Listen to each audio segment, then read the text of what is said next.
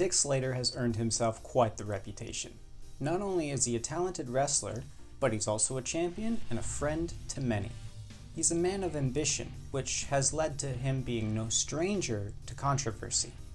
Having won the NWA World Heavyweight Championship earlier in the year from the Nature Boy Ric Flair, only to have the NWA Board of Directors overturn the decision. Tonight, once again, Dirty Dick Slater courts controversy. Thank you for tuning in to Tyler Vance Rants. I am your host, Tyler Vance himself. It is March 10th, 1984. Last week, the Great Kabuki cost the Russian Bear Ivan Koloff a match against NWA Mid-Atlantic Heavyweight Champion Angelo Mosca Jr., as well as the championship itself when Kabuki jumped in on Koloff's behalf. The NWA announced its second Starrcade event, which will take place later this year in November. Jose Luis Rivera's undefeated, quote, streak came to an end at the hands of Greg the Hammer Valentine, and Roddy Piper himself courted controversy as he pushed Tito Santana's buttons in Piper's Pit. Piper's Pit is turning into one of my personal favorite segments and is basically can't miss TV at this point. So we're going to tune into WWF Championship Wrestling first this week. Charlie Fulton will be taking on the aforementioned WWF Intercontinental Champion Tito Santana as Gene Okerlund and Vince McMahon once again call the action. The match itself is non-title, and it gets off to a very slow technical start. After some chain wrestling from the duo, Charlie Fulton then tries to beat on the champion with some physical attacks. However, the superior athleticism of Santana allows him to move out of the way of the most heavy-hitting ones. This allows the Intercontinental Champion to gain an advantage and hit Fulton with this patented flying forearm for the 1-2-3 win. A few weeks ago, Sergeant Slaughter's chin seemed to develop a mind of its own as it shoved itself unnecessarily into the Iron Sheik's business. Following a declaration of war, the Iron Sheik took the Marine down, showing his dominance. And that's something that he plans to do again tonight against Angelo Gomez. Both the Iron Sheik and Ayatollah Blassie, the Iron Sheik's manager, are pelted with those awful USA, USA chants as they head down to the ring, and those chants then turn into "We want Slaughter." What, you want to see him get beat down again? The former WWF World Heavyweight Champion absolutely takes it to Gomez as soon as the match starts, winning fast with a camel clutch. There will be no mercy from the Iron Sheik, and the more the crowd chants USA or "We want Slaughter," it only edges the Sheik on further. Remember, you all wanted this. Butcher Vachon and Jimmy Superfly Snuka have a rematch tonight against each other. A rematch from several weeks ago when the Butcher absolutely wailed on Superfly only for Snuka to pull a win out of nowhere. When the match begins, the Butcher strikes Snuka from behind and begins to tenderize the Superfly. This match is actually better than their last encounter because Snuka actually fights back this time. He retaliates with several moves of his own, which culminates in a splash from the top rope on Vachon to win the match. Captain Lou Albano and myself are absolutely unhappy about this decision, and the captain heads down to the ring to protest Jimmy Snuka's win. I mean, the NWA are seemingly reversing a decision here, there, everywhere, so the captain is simply following a trend at this point. Unfortunately, Captain Albano's complaint is cut short when he is unprovokedly attacked by Jimmy Snuka. Fine and suspend him right now! Tag team action is next, and it sees Iron Mike Sharpe team up with Frank Williams against the WWF World Tag Team Champions Rocky Johnson and Tony Atlas. It's sad to see Mike Sharpe fall so far from where he used to be. Not only was he recently managed by the man we just saw, Captain Lou Albano, but he also once challenged Bob Backlund for the WWF World Heavyweight Championship. So to see him fall from that level to this level where he can't even communicate with his partner Frank Williams, leading to Williams getting slammed and losing the effort for his team, is just sad. If you ask my personal opinion, when Iron Mike Sharpe lost his championship match against Bob Backlund last year, as his confidence was shaken to the core, because up until then, he had been on an upward trajectory of success. I believe in you, Mike. I know you can get better. We have a returning guest this week on Piper's Pit. A few weeks ago, we had the guest of Tony Garea, who stormed off the set of Piper's Pit after he couldn't take criticisms aimed at him by Roddy Piper. This week, Garea returns, but this time he has his tag team partner with him, B. Brian Blair. You see, the reason that Garea stormed off of Piper's Pit a couple of weeks ago was due to the fact that Roddy Piper aimed some severe criticisms at the former WWF World Tag Team Champion. Ultimately, Tony Garea has won the WWF World Tag Team Championship a total of 5 times. What Piper was bringing up was the fact that he's also lost it 5 times. So maybe it's Garea who's the reason why the championships keep getting lost. Piper then goes on to call Garea, the guy is a jinx, the guy is a has-been, he's washed up. Never let anybody bring you down to their level. Why can't you ever just own up to the criticisms leveled at you, Garea? You know, Blair is a good wrestler, and it would be an absolute shame if someone like you held him back. Special Delivery Jones and Greg the Hammer Valentine are competing against each other next. Captain Lou Albano accompanies Greg the Hammer Valentine down to the ringside area and is surprised to see SD Jones get several quick hip tosses on his client as the match begins. Valentine seems unnerved, but only for a minute. He then focuses the rest of the match on Special Delivery's legs, so much so that it culminates in the Hammer placing the figure 4 leg lock on his opponent and gets the submission. Crowd finally gets what they want when Sergeant Slaughter takes on his opponent Rene Goulet next. The fact that Sergeant Slaughter is here now and didn't shove his chin unnecessarily into the Iron Sheik's business again earlier during his match proves to me that the Marine is absolutely terrified of his Iranian nemesis. Unfortunately for Goulet, France is not on the list of countries that Sergeant Slaughter fears. Instead, the Marine gets absolutely infuriated when Goulet starts things off by slapping his opponent 3 times in the face. Face to face. Oh, do that again! Slaughter, another one! Goulet then goes on to take a temporary advantage over Sergeant Slaughter. However, the USA chants from the crowd keep the American hero alive. Catching Goulet in the Cobra Clutch, it's not long before the American is declared the winner. The main event of WWF Championship Wrestling this week saw Tony Colon take on the Polish power Ivan Putski. Colon lost fast because for some reason he decided it would be a good idea to fist fight someone of Ivan Putski's stature. Look at you, Colon, then look again at Putski. What did you think was going to happen there? With Championship Wrestling at an end, let's tune in a little bit further south as we watch the NWA Worldwide Wrestling program. To start the show off, we have Bob Caudle, who's trying to interview the Junkyard Dog, and my attention is immediately piqued. Mr. Dog, you have a lot of explaining to do. But the main thing is, once he beat the assassin, then somebody got to take that sock off the face. Oh, you've got to be kidding me. You must have taken way too many blows to the head if you think that boogie-woogie maniac Jimmy Valiant is going to win this war against Paul Jones. Sure, Paul Jones and the Assassins have suffered some setbacks recently, but they continue to learn and improve, whereas Jimmy Valiant has no capabilities of learning, so he keeps running headlong into Jones's army, and before long, he's going to wear himself out. To emphasize my point, the Assassins are going to be taking on Keith Larsen and Tim Horner in the first match tonight, while David Crockett and Johnny Weaver are once again calling commentary. The fans begin to immediately chant, "We want Valiant!" It infuriates Paul Jones ringside, and it infuriates me. Stop asking for that ugly, horrible man!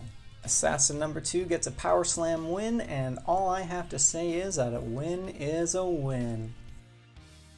Backstage, David Crockett is interviewing Angelo Mosca Sr., who happens to have possession of the Russian bear Ivan Koloff's iron chain.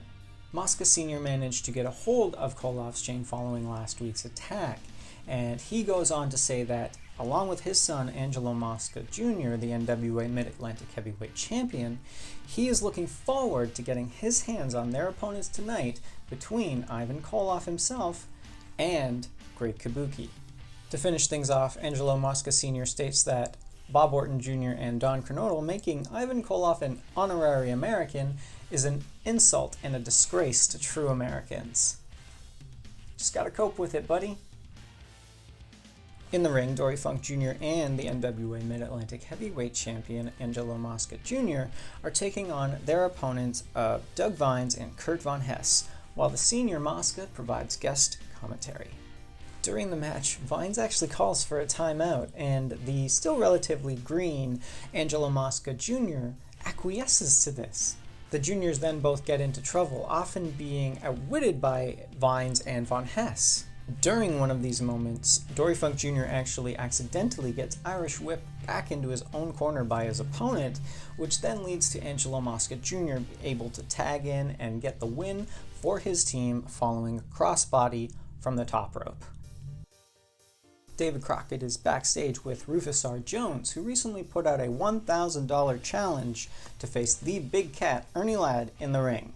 Before the interview can go any further, however, Jones and Crockett are interrupted by a screaming Jimmy Valiant. What the hell is happening here? From what I can make out of Valiant's insane babblings is that he states in the upcoming Boogie Woogie Jam 84 on March 17th that he definitely will be taking the assassin's mask, whichever one he does end up facing. Jimmy, wait your damn turn. Back in the ring, Stan Hansen makes his opponent Steve Brinson wish he were never born as they face off in singles competition. Brinson is brutalized, losing hard to Hansen's lariat. Stan Hansen has certainly aroused our crowd. Please don't say that. Tournament time. It's been a long time coming, but we are finally at the finals of the NWA Television Championship Tournament. Whoever wins the match here tonight will be the new NWA Television Champion. Mark Youngblood takes on Dirty Dick Slater. Slater gets the jump on Youngblood as the match gets underway, throwing him outside of the ring. Tim Horner, for some reason, comes down to the ringside area and tries to white knight for Mark Youngblood, who ends up only throwing what can be described as an adult temper tantrum. Mark Youngblood then gets back into the ring of his own volition. I could be wrong, but I'm pretty sure that took longer than 10 seconds. It's good to see that once again the NWA referees have brought their A game. If I were in charge of this match, I'm pretty sure that I would be counting Mark Youngblood out right now and then raising the new champion Dick Slater's hand in victory. When Mark Youngblood does eventually get back in the ring, Slater controls the first portion of the match, squashing any attempts that the young blood has at trying to gain advantage. Mark does end up having a brief moment of promise following a suplex on Slater, but he gets tossed out of the ring for his efforts anyways. Slater backdrops Youngblood back into the ring and goes for the pin. What he doesn't see, however, is that the referee is counting down both men's shoulders. And yes, Mark Youngblood does get his shoulder up at the 2 count, something that Slater can't see due to his position. Thus, Mark Youngblood wins and becomes the new television champion. The conspiracy against Dick Slater has gone too far. First of all, why was Youngblood not counted out for 10 seconds? He clearly took way longer than was necessary and allotted on the outside of the ring. Second, why was Tim Horner, of all people, there? Was it for clout? Was it because he actually cared for Mark Youngblood? No. It was to distract us from the fact that the referee was not counting to 10. Horner was paid by someone, I guarantee. Paid so that the wool would be pulled over both our eyes as well as Dick Slater's. And then what? Dick Slater conveniently goes on to lose against Mark Youngblood, so he can't be both the NWA United States Heavyweight Champion and Television Champion at the same time. He got screwed, ladies and gentlemen, and it's not the first time. This is outrageous! The main event of Worldwide Wrestling sees Tully Blanchard accompanied officially to the ring by Paul Jones to take on Mark Fleming. Do not adjust your sets. You did hear me correctly. Paul Jones is officially serving as Tully Blanchard's manager. That's a huge win for Paul Jones. Speaking of Blanchard, he seems to get better as every single week passes by, expanding his repertoire as well as improving his mind games. Finally, Paul Jones is someone of genuine, all-around quality on his side. During the match, 2 new stipulations for the upcoming match between one of the Assassins against Jimmy Valiant are announced. First, Paul Jones will be locked in a steel cage at ringside so that he's not able to physically interfere in the match. For agreeing with this, the NWA has agreed to allow Paul Jones to name the second stipulation, which is a request that fans attending the March 17th Boogeyman Jam do not bring any signs with them. Considering the fact that Jones himself will be locked inside a steel cage at ringside, I think that's a fair request, don't you? I get it, too. Jones is just ensuring that when the Assassins take on Jimmy Valiant, no matter if it's Assassin 1 or Assassin 2, no offensive signs that fans are known to bring will distract either one of them. Ingenious. Back to the action, the match is mostly spent in Tully Blanchard's complete control. Mark Fleming does get a few moves in here and there, but it's not enough to match Blanchard's overall repertoire. Blanchard secures the win following a suplex onto the ropes, then the mat for the 1-2-3. To finish the week off, David Crockett interviews Paul Jones, the Assassins, as well as the match that we just saw's winner, Tully Blanchard. And all of Crockett's guests say that they cannot wait for the upcoming match against Jimmy Valiant. Jones himself says that he's going to take absolute pleasure in removing the rest of Jimmy Valiant's hair, while the Assassins state that there is no way that they will let Paul Jones down.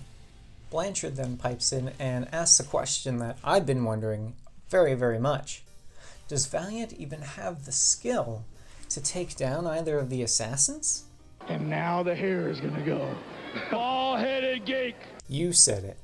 That brings us to the end of another week, and what a week. I feel like my head is spinning. So much happened. Roddy Piper once again puts Tony Garea on blast, but this time it's in front of Garea's tag team partner, B. Brian Blair.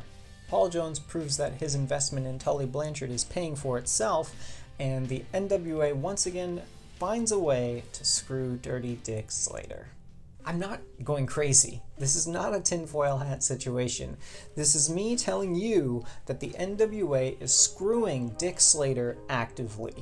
Go back and rewatch my 3rd episode, and then rewatch this episode again, and you'll see what I'm talking about. You'll see that no, Tyler is not going crazy. He's opening your eyes to the fact that for some reason in the NWA, Dirty Dick Slater is public enemy number 1.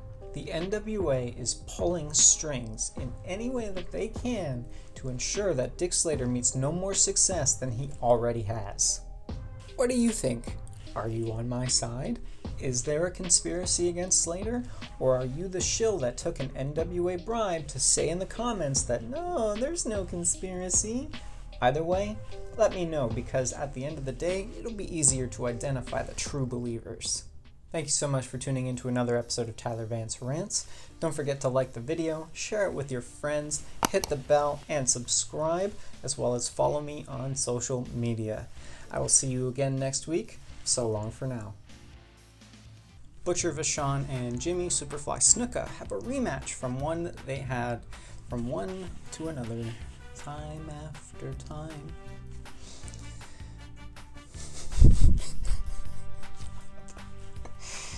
Placing the figure 4 leg lock on his opponent and getting the 1-2-3.